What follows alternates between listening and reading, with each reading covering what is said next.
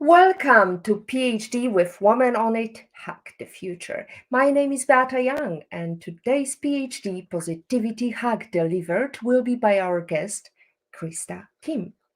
Topic: How the Metaverse is revolutionizing mental health. I'm sorry about that. I am just in the middle of roller coaster with some mental health issues.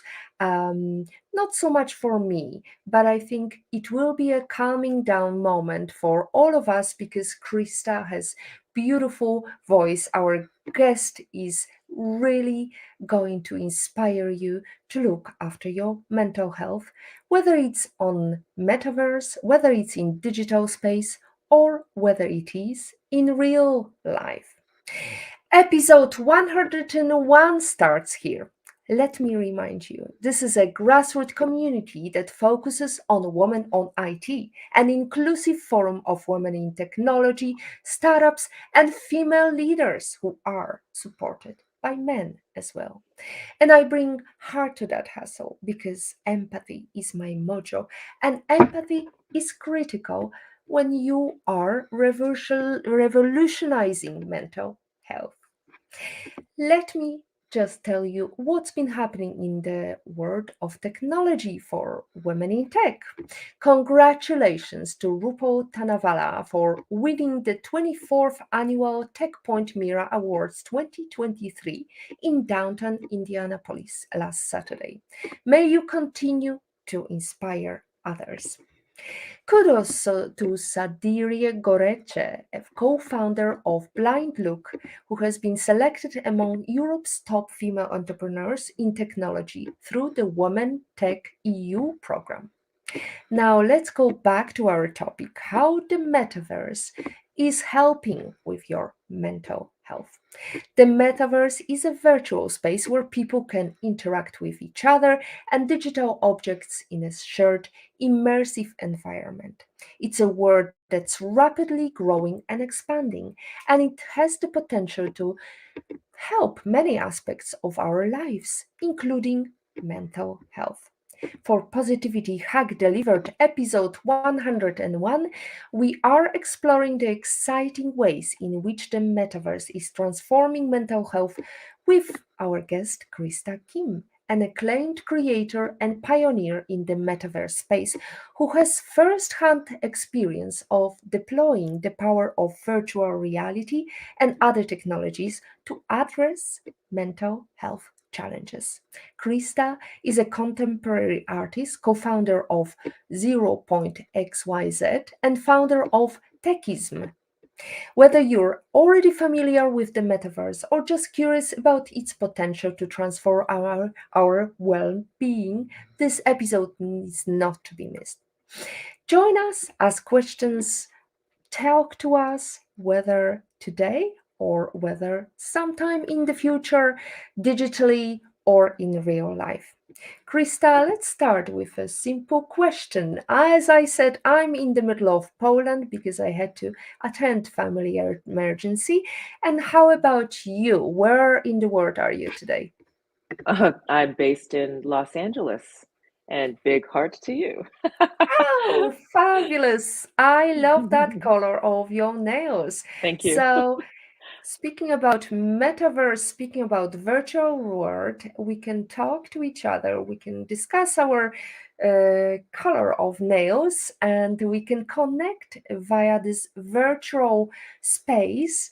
Um, Tell us what attracted you to metaverse. Well, it was during the height of the COVID crisis when I started to daydream about creating my dream home. And I wanted to visit this home in virtual reality because everyone was under global lockdown. And so I started to create this house, the Mars house, in Unreal Engine 4.2 at that time. That was the latest version of Unreal Engine, which is a gaming developing platform for creating high resolution, um, installations in virtual reality. And so through that process, I was able to integrate my artwork, which is part of the architecture. The ceiling and the floor are integrated with my gradient video artwork. In the back of behind me, you can see one of my algorithmic paintings. What I do to create the videos is I create a series of paintings that actually are animated and they generate into one another with healing sound frequency music. And so it becomes an experience of Zen. And I'm always fascinated with how light and sound alters the brain and can create a Zen state of consciousness. So I integrated on the ceiling and the floor of the design of the Mars house my video artwork, and I was very happy with the result. And so it was in March of 2021 when I decided to mint it as an NFT and sell it on the Super Rare platform. And it became a global sensation because it sold for a record sale of 288 ETH. That's equivalent to 500,000 US dollars. And it was a very interesting journey. And ever since that moment, that was when I understood that the technology of blockchain and NFTs allows you to attach value to a digital asset. And those digital assets can be the deed to your home. It could be a 3D file. It could be a JPEG. And in the going into the future, it will become 3D digital assets that are powered by AI.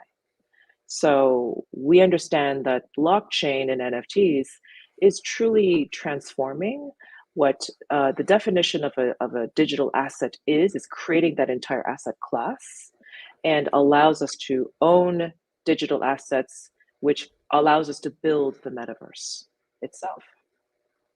It's very complex and so many layers to Yeah. blockchain and to reality that is based not in the real world. And definitely the time of lockdown helped us develop and connect and also uh, progress, push forward our digital world.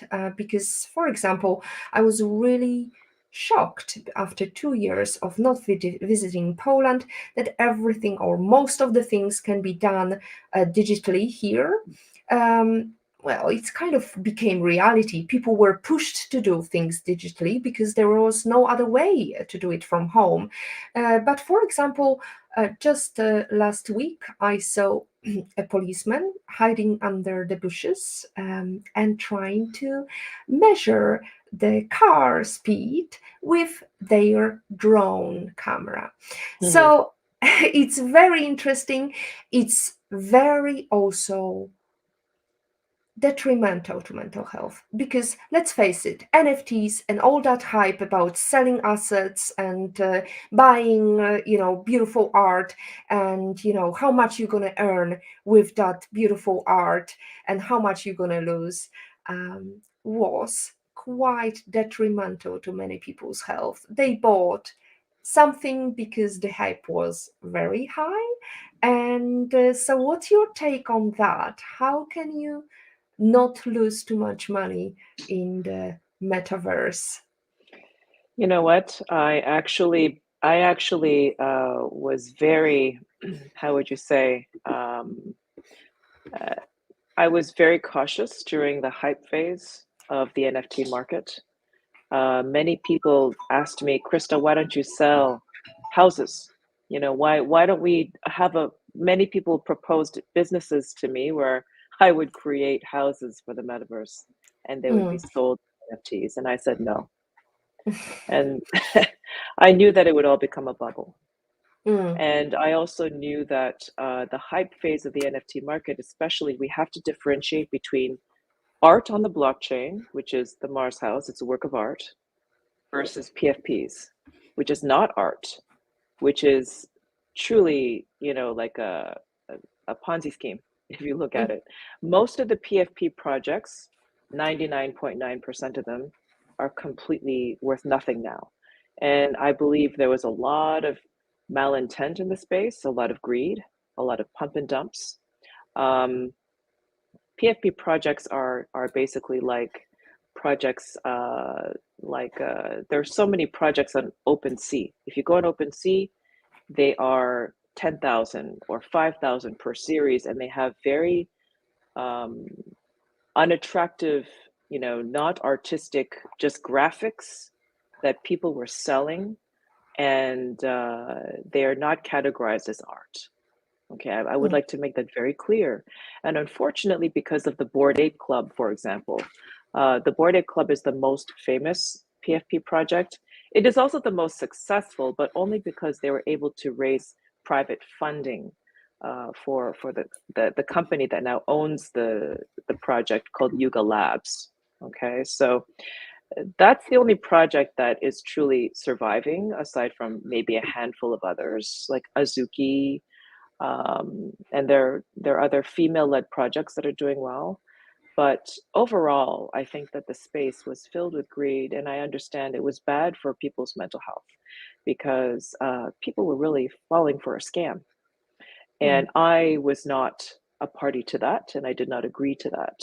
What I do agree with is the future of NFTs, because I understood that the technology is still too early to really create real value to society yet.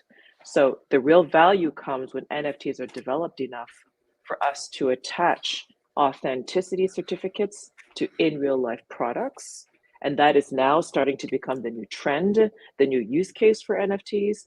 And now it's also going to be the means by which we authenticate all kinds of our own personal data, our identities, any kind of information or data that needs to be authenticated can be done in the blockchain. mm. And then on top of that, you have to think about creating the ecosystem first. The ecosystem of the open metaverse is not built yet. It is still engineering that needs to be created.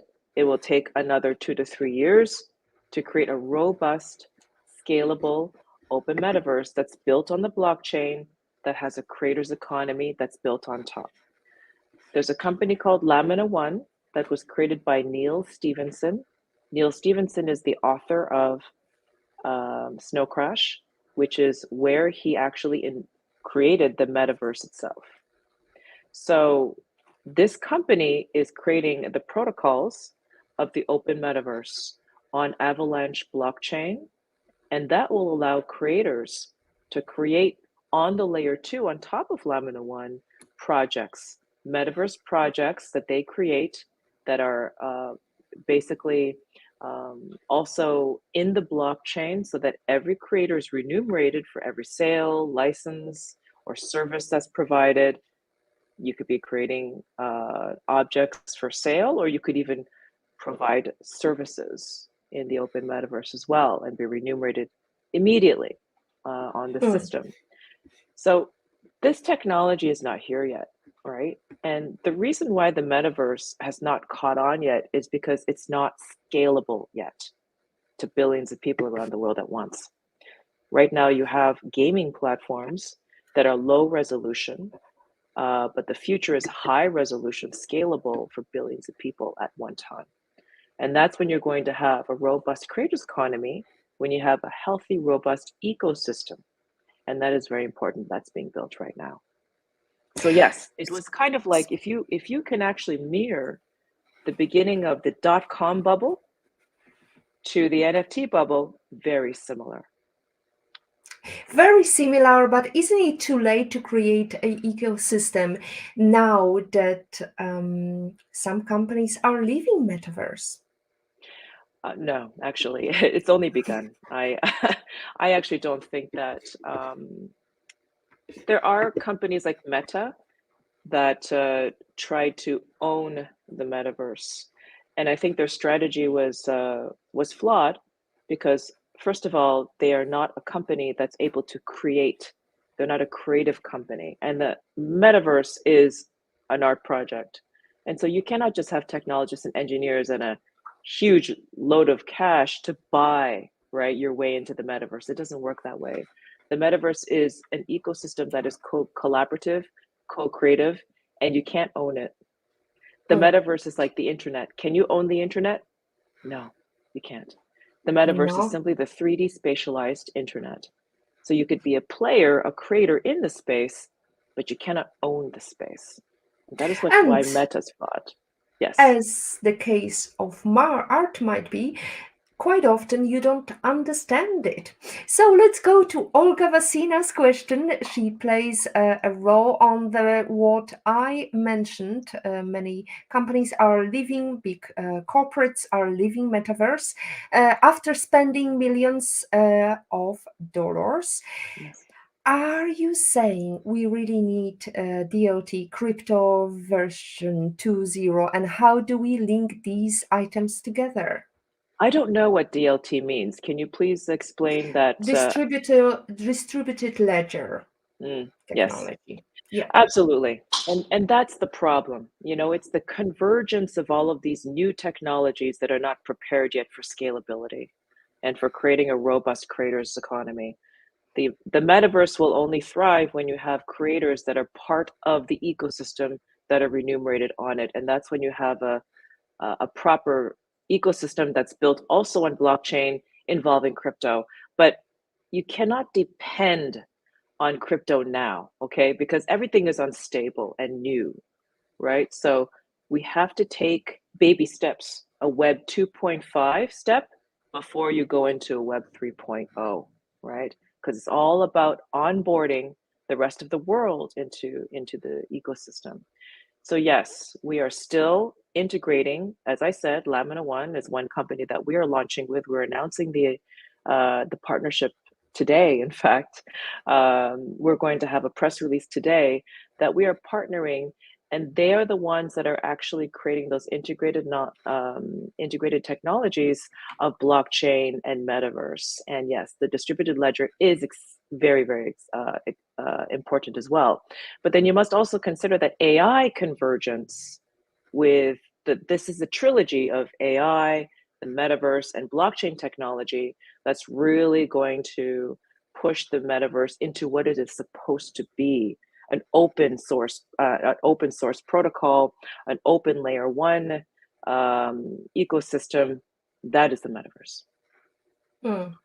So let me go back to Olga Vasina's previous question. I'm sorry if I'm jumping all around, and I think you answered a little bit about the longevity of the metaverse. I mean, how do you perceive the longevity? Olga asks. I mean, haven't we been there before with Second Life, which had an identical bubble and broadly disappeared? So I think that you're mistaken. I think a lot of people actually mistake the metaverse as single closed walled platforms. The metaverse is basically the 3D spatialized internet. It is the next iteration of the internet. It is the next technological advancement. So when you think about the metaverse, the open metaverse does not exist yet. But what we've had before are closed uh, you know, um, meta spaces. Mm. Okay. The metaverse will be that everybody on their smartphone, everybody on their AR devices, everybody's going to have wearables very soon. Everybody in their VR goggles can step into a 3D spatialized internet. And that is the metaverse, a consistent layer that exists for digital experiences that are spatialized. It's a new Mm. technology. It's not a destination. It's simply a technological advancement, a new UX of digital experiences. User experience on 3D, and it's very difficult, as we know, if you were to explain it to a child what Facebook is, you would struggle. It's likewise with 3D virtual reality. It's quite difficult, but you nailed it down. It's the future. Now, virtual reality, metaverse, as we said before, it creates a lot of hype. How can it help your mental health? So basically, I have always been an advocate of using all technology for humanity and for well-being, whether it's a TV screen, whether it is a metaverse installation. With science now, the convergence of AI and science, we can now create immersive experiences that are scientifically proven to mitigate anxiety through AI generative art. so art can become healing, but scientifically proven to do so. So we have all the technology that can develop this. And my company, Zero Studio, is heavily engaged in this space and collaborating with Dr. Srini Pillai and Deepak Chopra. Dr. Srini Pillai is a Harvard psychiatrist and neuroscientist who actually has a company called Reulay, REULAY.com. And that company is creating VR experiences that mitigate anxiety. And so we're basically at the forefront of engaging with AI technology, immersive experiences for the brain that's healthy. Now, you could engage in immersive experiences with sound healing frequencies, to have like a 3-minute experience or 15-minute experience. If you're feeling stressed, you could go in VR, or you could play it on your TV screen, right? So these are the kind of experiences that can play across platforms. It does not have to be in VR necessarily, but VR is the most effective because the brain, when it is engaged in a VR experience, does not know what's real versus what is fake. It is tricked into believing that is reality. So we can create beautiful experiences at the intersection of art. And I believe that art will play a great role in the new frontier of medicine, especially brain science, that's going to help us. Because 85% of the world population does not meditate. And so what we can create is a meditative experience through art and deliver that across platforms and through the metaverse. Well, what you're saying is so relatable right now because, as I mentioned, my mother had a stroke recently. And one thing the doctor said was, after asking, what can I do? He told me, you can sing to her. So art is definitely playing a huge role. I took some albums to her, but with her ADHD, it's very difficult to get her focused. So singing definitely helps, and I can see, in Metaverse you can create a choir, and you can do karaoke, and so many things that can help our mental health. Now, what else can be done with Yes. metaverse in terms of virtual reality, in terms of virtual art gallery? Tell us. Well, I actually believe that, we are going to see a real advancement in providing medical services through VR. I believe that with the senior population that's growing, the baby boomer population is becoming, our elderly population now, and it's a very large portion of the entire world.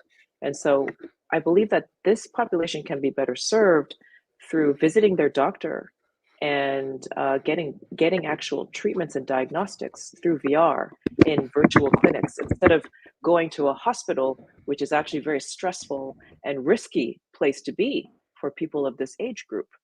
And the second Mhm, thing is, we can right now we have a loneliness epidemic. Okay, mhm, so the loneliness epidemic is causing the highest rates of suicide amongst young females, especially, and young males in history. We have the loneliest, most depressed, and most anxious population in human history. And that's a global phenomenon. And so, universally across the world, we all can recognize, especially post COVID, that mental health is a crisis around the world. And a lot of it also has to do with loneliness, and loneliness that is brought upon us through our digital devices, through social media, and the negative effects on our mental health collectively. Children who are born into the social media age are the ones that are suffering the most. And that's because they are not brought together by the algorithms. Uh, yes, we are connected more than ever through our digital devices, but as a humanity, the human connection is lost more than ever. And so, what we need to do through the metaverse, what we have the opportunity to do, is to connect with our avatar, first of all. And the avatar can be a mechanism for mental health, visualization of your ideal self. and going through mental health journeys with other people as avatars, coming together, having a human connection. And you will be surprised that when you connect with other avatars in the metaverse, it is a spiritual experience. Human consciousness and the power of love and humanity transcends into the metaverse, and it can become a digital experience. And that is a new phenomenon that I'm sure will become a new science going forward. The idea of becoming a meta human and the positive effects it can have when you create beautiful worlds that are safe, that are, built for compassion, where people can come together, not feel lonely. They could actually feel less inhibited to share their stories and to feel a sense of healing and community that we do not have right now in Web 2.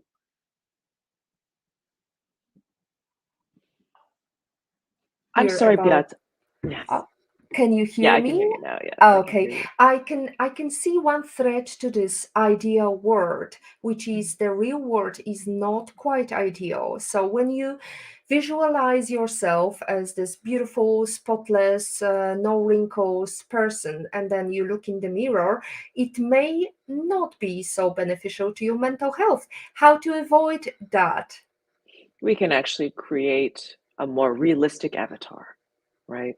Of who you are, an actual realistic depiction of you.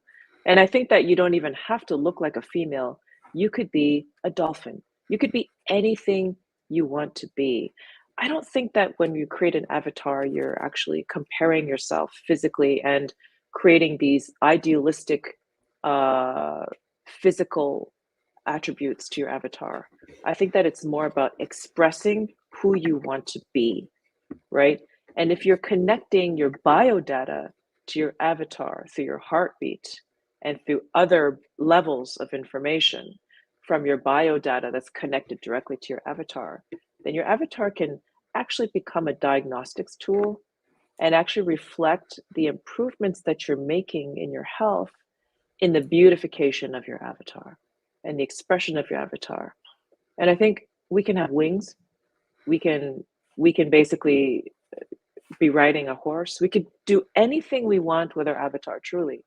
And I think it's more of a creative exercise that is healthy because the more people become creative and visualize positively who they want to be, I think that it could be a really positive experience for people. I think one of the roles to play for society is also change of mindset. As we know, there are so many people now coming out of the closet thinking, it's time is up. It's really, I want to express myself the way I am. And, it communities catch up on that. I think it takes a lot of time in some spaces, some universes, whether it's metaverse, whether it's a real world. But what's the role of communities as a sounding board, as a policing board in the metaverse? I think that basically it's when you start, I think there's a lot of testing and learning that has to be done in the space. And I think that what we do is you create, for example, with Dr. Srini Pillay and with Deepak, we want to create programs for groups of people that are powered by AI.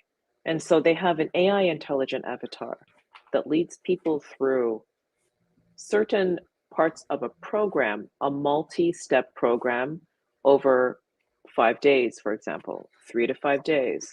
And you go into experiences that are programmed, that are led, okay? And so they're controlled, they're led through programs, led through lessons. And these activities are activities that are following, you know, really sort of traditional psychology, therapy practices that are, applicable to a metaverse environment. And so by creating these immersive experiences with groups of people, that's also powered by AI and monitored by AI. So AI is curating the space, AI is also controlling and curating what is allowed to be shared in the space as well. I think protecting people from negativity, protecting them from violence or abusive language or anything that would create stress and anxiety in the space will be completely controlled. And so that is the beauty of what we can do. And especially when you talk about young people, you're able to truly control that space and what they're exposed to. Well, I'm glad that you're convinced that we can truly control the space, the virtual space, and we can get rid of the bad actors in the virtual reality or metaverse or online. Um, However, let's go into the question from IPOV, which would be personally my husband. Interesting points, says Patrick. The corporate idiocy of Meta in top down design for the metaverse was a silly move. The addition of provenance has always been a key. Blockchain, DLT, advantage, distributed ledger, advantage, or separate blockchain providing databases. Now, if the mind can be tricked by VR, does this pose problems or issues for our liberty? Even nefarious governments seeks to control us. Yes, the answer is yes. So I think that when we consider how we should move forward in this new age of acceleration and the power of AI and VR as a manipulation machine that can be used for nefarious reasons, we must start at a foundational level of how we can actually protect ourselves. And the number one thing that we should do is we should create a charter that recognizes that data sovereignty is a human right. And this should be recognized by the UN. And I believe that once we have that recognition of data sovereignty as a human right for all, then we can start creating a foundational level of creating blockchain systems, of creating digital identity in the blockchain that is recognized by governments as well.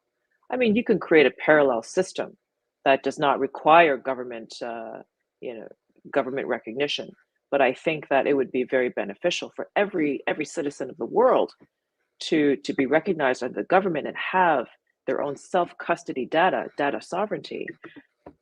And I think that once you start with that, then you can also create AI agents that are built to protect and identify and authenticate what we create, identify our digital identity, and protect it from AI insurgency. And then, of course, when you create that layer of protection for every human being on Earth, then you can actually face forward into what we are experiencing. And if we are experiencing any kind of content, nowadays there's going to be a lot of deep fakes. If you look at the next 2024 election, you are going to see a lot of AI manipulated content where people will not know what is real versus what is fake. And that's very dangerous. And that's where I believe there should be government policy in place to actually force people to say what is real in what they present to the public versus what is not real. And as an additional layer, I believe that AI can be used to actually determine, if you have an AI agent as when you're actually looking at content that tells you statistically where the source of this information is from, whether it is AI created or not, whether it is authentically from a government or it could be from illicit sources. The source of the information is important, and whether or not AI has been involved in the creation of that. So AI can be used as a tool for us as individuals, AI agents, to help us see what's real versus what is fake. Well, you mentioned governments, and it's quite interesting because I read it with excitement. The fact that U.S. court decided against AI-generated pictures to copyright them. So basically, anything that you create using AI cannot be copyrighted. Your creative thought process can be, however, that poses quite an interesting threat. How do we know what is AI generated, what isn't? And I believe the technologies that will go into the data and extrapolate the info will be winning big here. What's your take on that? I don't think that government, the government needs AI also to assist them in monitoring what is real versus what is fake. Everybody does. Mm, Everybody, every institution, every government. AI is going to be communicating with AI in the future. Okay, my AI is going to communicate with yours, with the government, with the media. I mean, let's just say that AI is going to become a tool for us all to protect ourselves and to understand what is real versus what is not. And I believe with copyright, the copyright system will be in the blockchain. I mean, the archaic system of having a government agency that oversees copyright that's manned by people will disappear. It will all be done by AI. And copyright will become a blockchain enabled enterprise solution.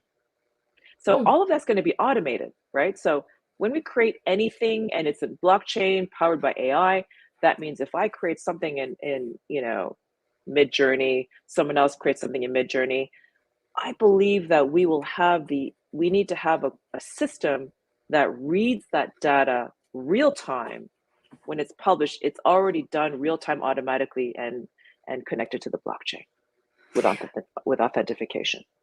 that sounds like a movie, a futuristic movie, because we know that artificial intelligence is not really well, is biased. Let's face it. There's a lot of data that shows that, unfortunately, through the fact that there are lots of white men talking to white AI created by white AI dudes, it's very biased when it comes to the darker skin tone you have, the less usual features you have on your face. So I'm wondering, what do you see the world's gonna be like in 20 years' time, provided there is not another pandemic? This is why it's very important to basically, support the digitization of the entire globe. Digital access, support the access of people all over the world to this technology. AI will be used as a way for us also to store our knowledge, right? Our cultural knowledge, the rich heritage of every culture will be stored in AI and presented through metaverse technology. This is the future where we are going to be creating a huge corpus of human civilization that's recorded in the blockchain through AI. And I think we must basically support and enable people of all races around the world to participate in the acceleration of this technology. And I understand, yes, there is a bias, obviously, there is. And I believe that we just have to be aware and just support that this technology is also inclusive. And I think that a Web3 model of inclusivity is the way to go. I think that having closed AI systems is not a good thing. I think open AI is more of a, how would you say, a noble effort and a more humanistic, inclusive model. So I am very wary of corporate centralization of the technology, absolutely. And that's only going to make it worse. The bias is worse. So having open AI systems that are integrated with Web3 is the answer. Fabulous. As we are coming to towards the end of our show, I mean, we have still a couple of minutes left. If you have any questions, please use your time wisely. Krista is in front of us. She's very busy lady, changing the world, and I love it. You have efforts to create a better metaverse. Now, as we know, social connection is a very critical component for our mental health. It's been mentioned during our topic of discussion. We discussed similar topic, how video games can be beneficial to your mental health, with Dr. Rachel Coward, and she talked about the social connection as a number one benefit of using virtual reality. Now, Krista, as one of few women on the metaverse, why would you want to see more women? Because you're also preaching to have more female participation in the metaverse. More compassion, Mm, more empathy. I think that the female energy in the space is very important because we are the ones that bring more humanity into the space. And as mothers, I have children. I have two teenagers, ages 13 and 15. I'm very cognizant about how this technology is going to be developed in the future. So the current protocols, and the reason why I'm involved in the space is because I want to be heard. I want a seat at the table, and I want this technology to be developed for the sake of humanity. I don't want it to become this market-driven enterprise that will be alienating us and using us as product, or basically creating a dystopian future for my children and our children. I think that women think about future generations and about the welfare of their children, especially. So it's very important to have more women in the space. And of course, there's another thing. We need more women in the metaverse to bring the mainstream into the metaverse. Now, the only way you're going to have the world come into the metaverse, a global shift of interest and use cases, is if women are there first, and if the majority of women enjoy it as well.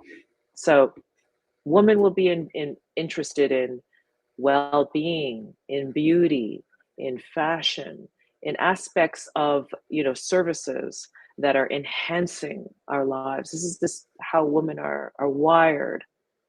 We are not the ones that want to create a casino or to or porn, or I think woman actually civilizes and adds elegance and meaning to the metaverse, where a lot of males can make huge mistakes.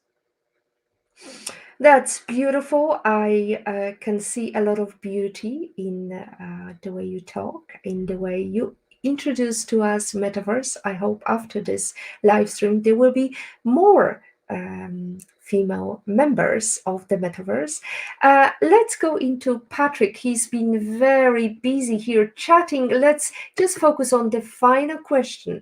Magnificent thinking, Krista, but how do we avoid the oligopolies that currently blight the existing internet, like Meta, for instance? That's in regards to your idea of open space for everybody and beautiful world of metaverse for all. I believe that moving into a Web3 paradigm shift is going to be the only answer. Meta was Facebook, and Facebook is a social media enterprise. And I think that it's a centralized social media enterprise that used our data to finance its business operations. So we became the product. They sell our data. Now, if we can create decentralized social media platforms, if blockchain technology can reach that level of sophistication where we can actually create these grassroots level, these community driven projects that are as big as Meta, then that will be the paradigm shift. I think that going forward, people have to understand the power of the internet of ownership, which is what Web3 is about, and what the metaverse can be facilitate through its UI. That you basically have, uh, these systems of social media, for example, that are owned, operated, and everybody is involved in it, because my network, bringing my network into this community, is going to benefit the community, and everybody wins, right? So centralized economic systems, I think that has been a major problem for us. And if we can create successful Web3 models that are still very capitalist, right? Because I am still a capitalist, but with more social consciousness, with more equity, fairness, and co-ownership and collaboration. I think that is going to be a major shift for it. And the fact that blockchain exists, the fact that blockchain technology is only going to accelerate, especially now with AI, it means that it's going to be a major competition to Web2 companies going forward. So decentralization is not only an ideology, or a vision of how economic systems can exist, or even political systems. It is a technology, right? So we will see how things unfold, but I predict that there will be much more decentralization moving forward once we have successful models built upon the strength of the technology, and the technology is still very early. So That's a perfect time to segue into the quotation by Matt Mullenweg.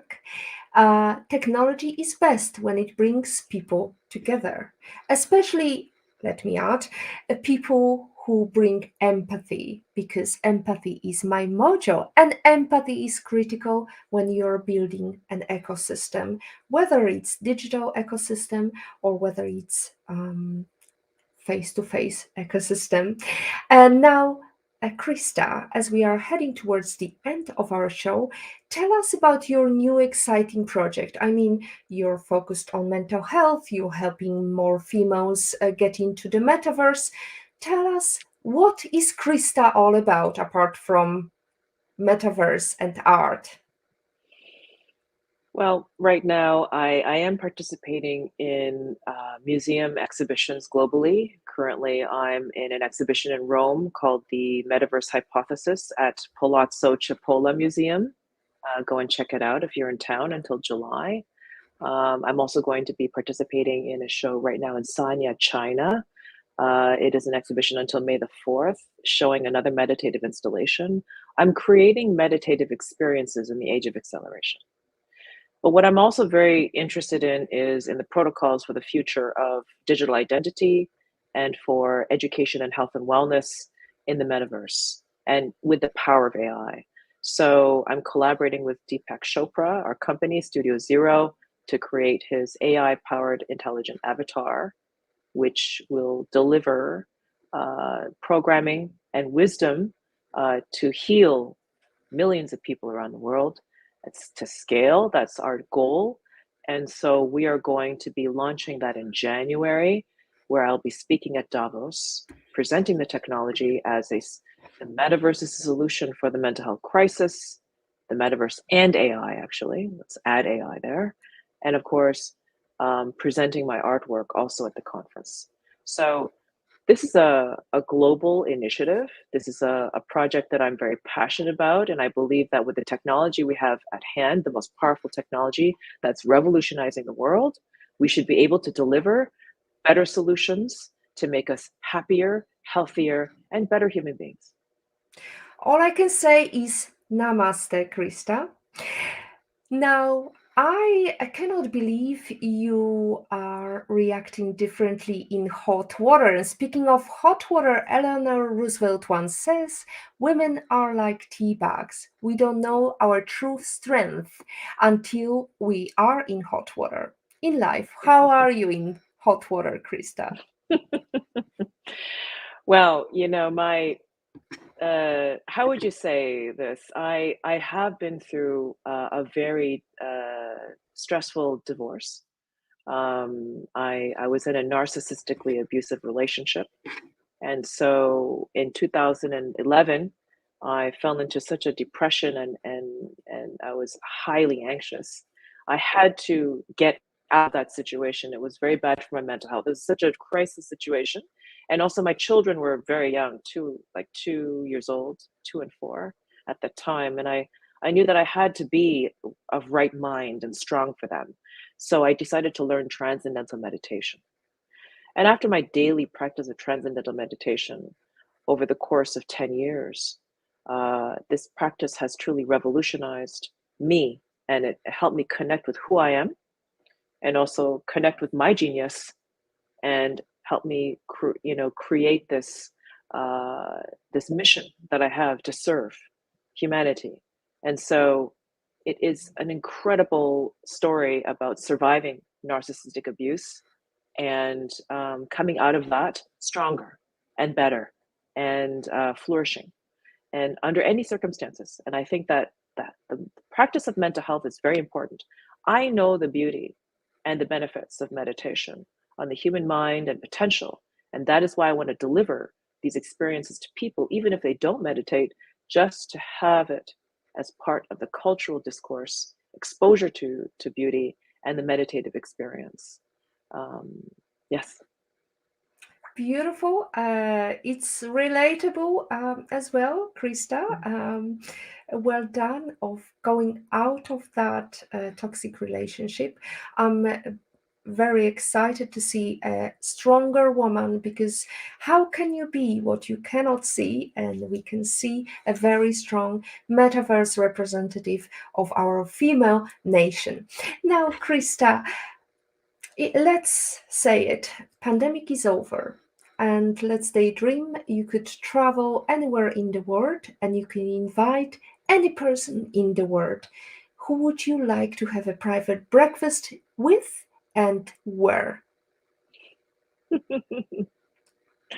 I would love to be in the Maldives with Maharishi Yogi and Yogananda Yogi.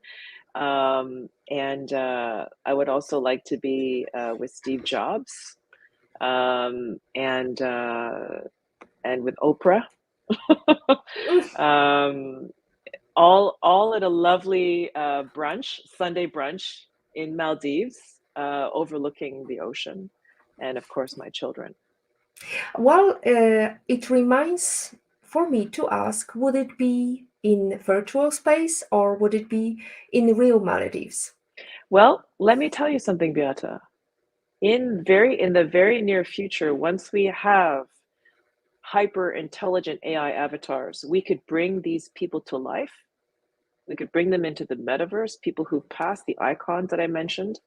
We could bring Oprah, Steve Jobs, Maharishi Yogi, um, and oh my god, Yogananda Yogi back to life, and we can sit with them and we can ask them for their advice.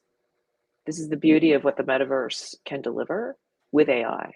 And so think about the power of capturing human intelligence and knowledge for future generations to scale for billions of people, and how much that is going to increase the awareness, the intelligence of the average human being on Earth. Hmm. And capturing that moment, we can definitely record it and relive it whenever we want, or repeat it and have a different outcomes for our experience. Now, Krista, it's been very emotional. I'm at a very fragile state of mind. I just had a snooze before our show and I woke up very tired, but you definitely boosted my energy with calmness, with spirituality, with art, which plays very big role in my life of my daughter and my mother and my husband. I mean, I think art is so underappreciated nowadays, that we are bombarded with digital life, we do not spend enough time going to physical premises like, art gallery. Now, let's go into the book you mentioned, Diary of Yogi by Yogananda. Tell us about that, because that, as I understand, is the book you wish you read before you started your career. This is a book that Steve Jobs read every year, and it's highly recommended by most icons and leaders who have a spiritual essence in what they do. It truly is a book that has inspired millions of people. And I came across the book by chance. I don't even know. I just came across it somehow through the algorithms in my Instagram or YouTube. And I I started to read, I started to listen to it on Audible, and I'm only a quarter of the way, but it really is the personal life and journey of Yogananda Yogi and how he became the very first spiritual leader from India to bring his teachings to the United States and to create a global phenomenon of spirituality. And so I'm very touched and inspired by, because he went through a lot of struggles, as we all do when we are embarking in something new and revolutionary. But in the end, he has touched all of our lives and inspires us to this day. So I would love to bring him back in the metaverse to teach and to bring more of his wisdom to future generations, because I believe that it is through immersive experiences, through AI, that future generations will learn. I am mindful of the fact we are time constrained, and definitely we will see more of Krista, hopefully, in the digital space. And if you want to catch up on her artistic work, you can definitely do so on your website. What's it called? My website is kristakimstudio.com, and our company's website is zerostudio.ai, the number zero. Excellent. Krista, um, it reminds for me to ask you, what is your life lesson quote and how did it change you? So as you know, I'm a student of TM. I've been practicing transcendental meditation now for 10 years, and it has changed my life for the better. I highly recommend meditation, any meditation practice. TM has been extremely instrumental in helping me become a better person, become who I am and healthy. There is a wonderful quote from Maharishi Yogi, and his quotation is, "Happiness radiates like the fragrance from a flower and draws all good things toward you." So the daily practice of meditation basically affects your energy to the point where you begin to attract good things into your life. And I have experienced this first time. It's almost like, I don't like to use the word manifestation, but I believe that there is an element to that, where your composition, your consciousness, your energy, that it radiates positivity when you have a spiritual practice and you're managing your mental health and you're in balance with the universe, and good things come to you. You attract amazing people into your life. You attract incredible opportunities that are in line with your values and your purpose on this earth. And your purpose on this earth should always be to serve. Mm. Beautiful wrap up. I can only say that's it from episode 101 of Positivity Hacks Delivered Livestream. Thanks to our guest, Krista Kim. To stay updated and ensure you never miss a positivity hack delivered, follow Women on IT and turn on notifications to be alerted once a video has been released. Next week, we are going to host Rita Ernst. And before I go, I would like to thank very much Patrick, IPOV in Patrick's opinion, Olga Vasina, who says brilliant show, Beata, thought-provoking and insightful from a magnificent woman on IT. Thank you, Krista. Thank you, Olga. Thank you all who watched our show. I hope you are going to look after your mental health. If you need help, go out and reach out. Whether it's digitally, you can book